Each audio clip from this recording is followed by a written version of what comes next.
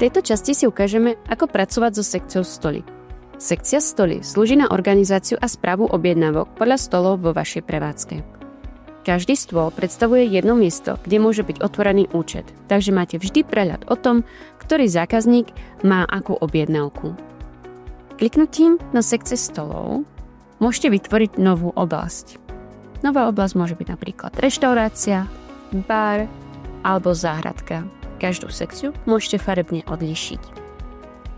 Do sekcie potom môžete pridať stoly, a to rovno dvoma spôsobmi. Prvá možnosť je pridať stoly po jedno.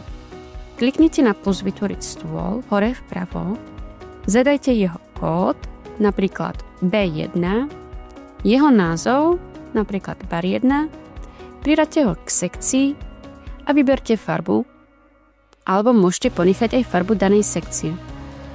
Posledným krokom je kliknutie na tlačítko vytvoriť. Tento postup sa hodí, keď máte len pár stolov alebo ich chcete pomenovať individuálne. Druhá možnosť je pridať celý rad stolov naraz. Stačí zadať, koľko stolov chcete vytvoriť, napríklad od čísla 2 po 10. A systém ich automaticky vytvorí pod sebou. Tento spôsob ušetrí veľa času, hlavne ak máte väčšiu prevádzku.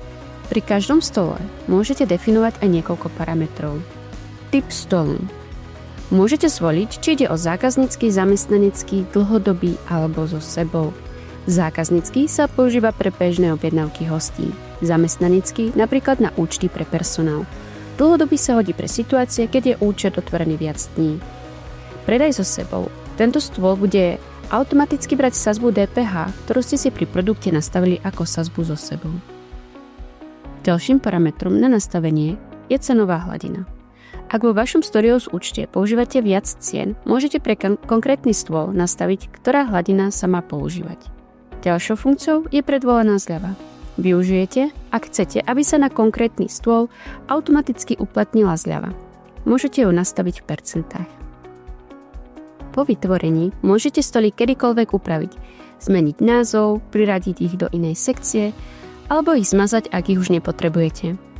A to pomocou funkcie hromadná akcia.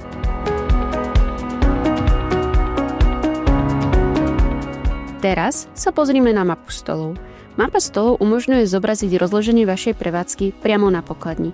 Teda vidíte presne, kde sa ktorý stôl nachádza a hneď zistíte, ktorý je obsadený alebo voľný. Aby ste ju mohli používať, musíte ju najprv zapnúť v nastaveniach pokladne. V menu administrácii otvorte nastavenia, nastavenia pokladne, zobrazenie mapy stolov a túto možnosť aktivujte. Pamätajte, že mapa stolov je dostupná len pre väčšie pokladne s obrazovkou 14 alebo 15 palcovou. Na menších zariadeniach sa nezobrazuje. Po zapnutí si môžete stoly jednoducho rozmiestniť podľa reálneho pôdorysu. Napríklad podľa tvaru miestností, baru alebo terasy. Po odhlásení a prihlásení do aplikácie Storios môžete vidieť novovytvorenú mapu stolov.